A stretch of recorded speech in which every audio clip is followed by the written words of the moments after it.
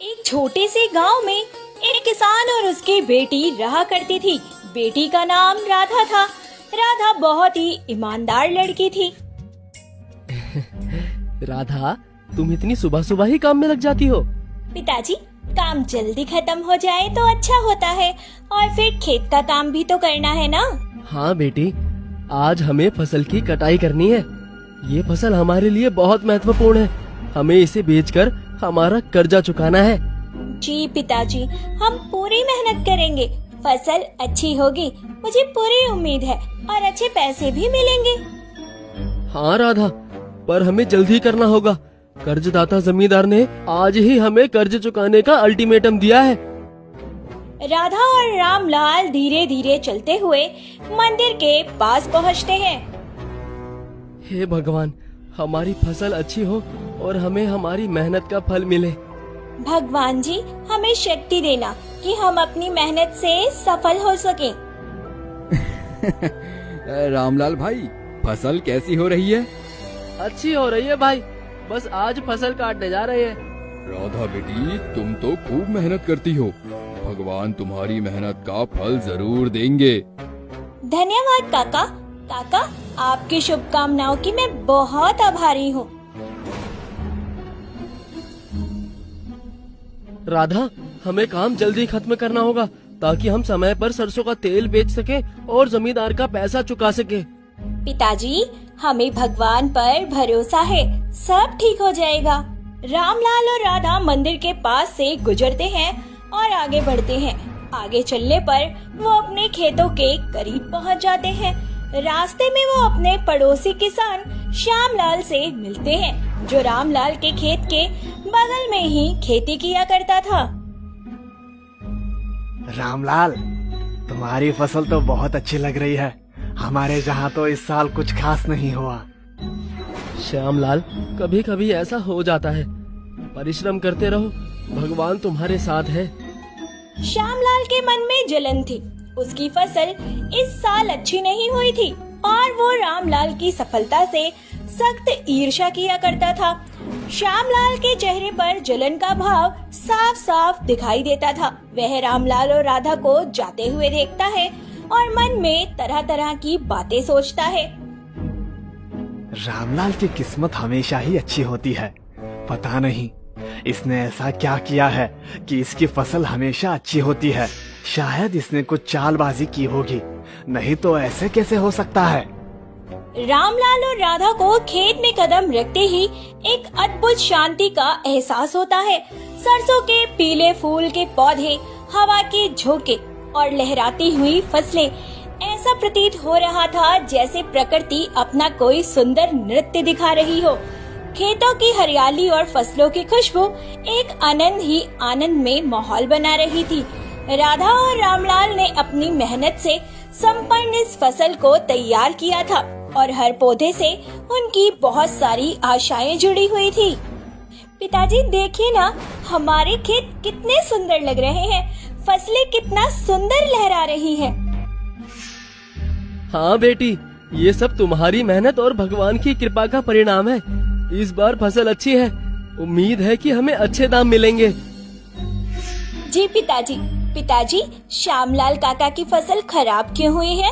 क्या हम उनकी मदद नहीं कर सकते? हाँ राधा, हमें जरूर उनकी मदद करनी चाहिए, लेकिन पहले हमें अपनी फसल काटनी होगी ताकि हम समय पर अपना कर्ज चुका सके। राधा और रामलाल फसल की कटाई शुरू करते हैं। वो दोनों ध्यान से काम में जुट जाते हैं। राधा, हमें जल्दी करना होगा। फसल काटने के बाद हमें इसका तेल भी तो निकालना है। जी पिताजी।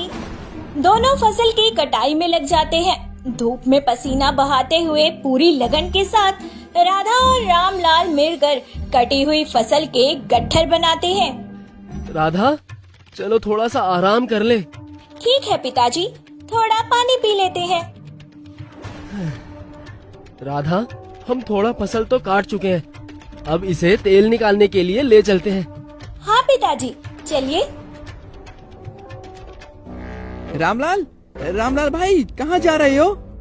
राम राम भाई, बस सरसों का तेल निकालने के लिए जा रहे हैं। राधा बेटी, तुम तो खूब मेहनत करती हो। भगवान तुम्हारी मेहनत का फल जरूर देंगे। धन्यवाद काका, आपकी शुभकामनाओं की मैं बहुत आभारी हूँ। रामलाल, 1 किलो तेल मेरे घर भी दे जाना। तुम्हारे सरसों के तेल से बनी सब्जी का अलग ही स्वाद आता है। हाँ भाई जरूर। राधा और रामलाल तेल निकालने का काम बड़ी मेहनत और धैर्य से कर रहे थे। तेल की हर बूंद उनके लिए बहुत महत्वपूर्ण थी, क्योंकि इसी से वो अपना कर्ज चुका सकते थे। थोड़ी देर बाद वो तेल निकालने का काम पूरा कर लेते हैं और तेल को मटकों में भरकर बाजार की ओर बढ़ते हैं। बाजार में राधा और रामलाल सरसों का तेल लेकर पहुंच जाते हैं और एक जगह मटकों को लेकर बैठ जाते हैं। लेकिन काफी समय काटने के बाद भी किसी का भी ध्यान उन पर नहीं जाता है। राधा, अब तक किसी ने हमारा तेल नहीं खरीदा।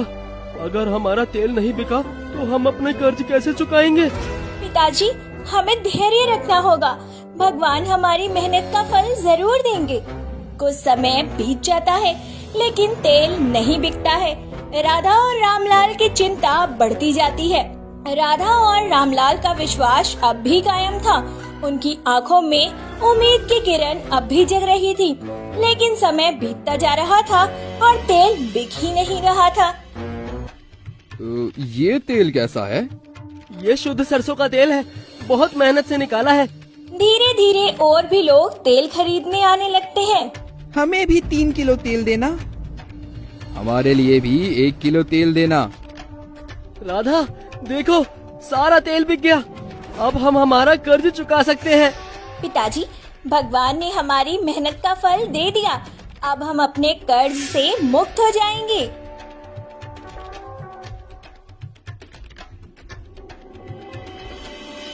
अरे मोहन, तुम इतने परेशान क्यों दिख रहे हो? रामलाल भाई, मेरी माँ की तबीयत बहुत खराब है। डॉक्टर ने कहा है कि उन्हें बड़े अस्पताल में भर्ती कराना होगा, लेकिन मेरे पास इलाज के लिए उतने पैसे नहीं है। मैं क्या करूं? मोहन, चिंता मत करो। ये लो, ये पैसे रखो और अपनी माँ का इलाज कराओ। हाँ? रामलाल, तुमने हमारी बहुत बड़ी मदद की है। मैं तुम्हारा ये एहसान कभी नहीं भूलूंगा। मोहन, ये तो हमारी जिम्मेदारी है कि हम एक दूसरे की मदद कर सकें, और मुझे बहुत खुशी है कि मैं तुम्हारी मदद कर सका। राधा और रामलाल मोहन की मदद करने के बाद घर लौट जाते हैं। रास्ते में राधा अपने पिता से पूछती है, पिताजी, अब हम कर्ज कैसे चुकाएंगे? हमने आधे पैसे तो मोहन काका को दे दिए। राधा, हमारे पास अभी भी कुछ पैसे बचे हैं। हम वो पैसे जमींदार को दे देंगे और बाकी कर्ज के लिए कल पूरी फसल का तेल निकाल कर बेच देंगे। हमें ईमानदारी और मेहनत पर पूरा भरोसा रखना चाहिए। रामलाल, तुमने कर्ज चुकाने का वादा किया था। आज का दिन खत्म होने को है और अभी तक तुमने पैसे नहीं दिए। जमींदार जी, हम आपके कर्ज को चुकाने के लिए पूरी कोशिश कर रहे हैं। हमारे पास जो पैसे बचे हैं वो हम आपको दे रहे हैं। बाकी का कर्ज हम कल फसल का तेल बेचकर चुका देंगे। ठीक है, लेकिन कल तक पूरा कर्ज चुकाना होगा, वरना तुम्हें ये घर खाली करना पड़ेगा। रामलाल और राधा घर के अंदर सो रहे होते हैं। घर के बाहर चांदनी रात थी। अचानक एक आदमी काले कपड़े में लिपटा हुआ चुपके से खेत की ओर बढ़ जाता है। उसका चेहरा दिखाई नहीं दे रहा था। कभी कभी सच्चाई और ईमानदारी के रास्ते पर चलते समय मुश्किलें भी आती हैं। आज रात भी कुछ ऐसा ही होने वाला था। आदमी खेत के पास पहुंचता है और चारों तरफ नजरें दौड़ाता है। फिर वो एक छोटी सी बोतल निकालता है जिसमें कोई ज्वलनशील तरल पदार्थ था। वह खेत में तरल पदार्थ डालकर आग लगा देता है। आग धीरे धीरे पूरे खेत में फैल जाती है। अब देखता हूँ ये लोग अपनी ईमानदारी का क्या करते हैं। रामलाल, जल्दी दरवाजा खोलो, जल्दी करो। राधा, देखो कौन है बाहर। रामलाल भाई, तुम्हारे खेत में आग लग गई है, जल्दी चलो। क्या? हमारे खेत में आग लग गई। जल्दी चलो, हमें तुरंत वहाँ पहुँचना होगा। रामलाल और राधा जल्दी से खेत की ओर दौड़ते हैं। वहाँ पहुंचकर वह देखते हैं कि पूरी फसल जलकर राख हो चुकी है। आग की लपटें अब धीमी हो चुकी हैं, लेकिन चारों ओर धुआं फैला हुआ है। ओह, हमारी सारी मेहनत जलकर राख हो गई। पिताजी, ये कैसे हो गया? हम तो अपने खेत की कितनी अच्छी देखभाल कर रहे थे। हमने किसी का क्या बिगाड़ा था? हमारी सारी मेहनत बर्बाद हो गई। राधा और रामलाल खेत के पास वापस जाते हैं और उदास और निराश हो जाते हैं। राधा, अब क्या करेंगे? हमारी सारी फसल जल गई। अब हमारे पास और कुछ नहीं बचा। हाँ पिताजी, अब हम क्या करेंगे? तुम्हारा कर्ज बाकी है। जमींदार जी, हमने हमेशा समय पर कर्ज चुकाया है। हमें थोड़ा सा समय और दे दीजिए। फसल जल गई है और मुझे माफ करना रामलाल, लेकिन अब ये मुमकिन नहीं है। तुम्हें ये घर खाली करना ही होगा। जमींदार जी, कृपया हमें थोड़ा सा समय और दे दीजिए। हम फिर से मेहनत करके आपका सारा कर्ज चुका देंगे। मेरी बेटी और मैं सड़क पर आ जाएंगे नहीं तो। मैंने जो कहा वही होगा। तुम्हें कल सुबह तक ये घर खाली करना होगा। पिताजी, हम क्या करेंगे? हमारा सब कुछ खत्म हो गया। मुझे समझ में नहीं आ रहा बेटी। हमने हमेशा सच्चाई और ईमानदारी से जीने की कोशिश की है, फिर भी हमारे साथ ऐसा क्यों हुआ? ये कितना अन्याय है। जमींदार ने बहुत गलत किया है, लेकिन हम क्या ही कर सकते हैं। राधा, अब हमें कोई दूसरा रास्ता खोजना होगा।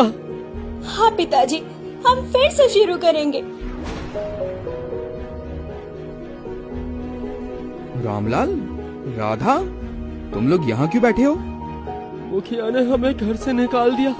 अब हमारे पास रहने की भी कोई जगह नहीं है। तुम लोग मेरे घर चलो, तुम लोग वहाँ आराम से रह सकते हो। कमला, देखो कौन आया है। रामलाल और राधा आई हैं। क्या हमारे पास खुद के रहने के लिए जगह नहीं है और आप इन लोगों को यहाँ लेकर आ गए? कमला, ये हमारा फर्ज है कि हम अपने दोस्तों की मदद करें। नहीं, मैं किसी को यहाँ रहने नहीं दूंगी। मुझे ये मंजूर नहीं है। हरी, हमें माफ करना, हम यहाँ से चले जाते हैं। हाँ पिताजी, हमें यहीं रुकना चाहिए। नहीं, रुको, मैं कमला को समझा लूंगा। नहीं हरी, हमें तुम्हारे घर में और समस्या नहीं बढ़ानी चाहिए। हम अपने खेत पर वापस जाएंगे। राधा, हमने कितनी मेहनत की थी इस खेत को खड़ा करने के लिए, लेकिन अब हमें फिर से शुरू करना होगा। पिताजी, हम फिर से मेहनत करेंगे और एक नया आरंभ करेंगे। राधा बेटी, तुम यहाँ रुको, मैं आता हूँ। तुमने झोपड़े को बना दिया है? हाँ पिताजी, हम इस खेत में रातों को ठहर सकते हैं। राधा बेटी, ये कुछ राशन है, चलो खाना बनाते हैं। सुबह से तुमने भी कुछ नहीं खाया है। पिताजी, हमारे सारे खेत खत्म हो गए हैं। हाँ बेटी, इसलिए मैं काम की तलाश में गया था, पर कहीं भी कुछ नहीं मिला। पर हरी ने कुछ पैसे दिए हैं मुझे, मैं उसको बाद में वापस कर दूंगा।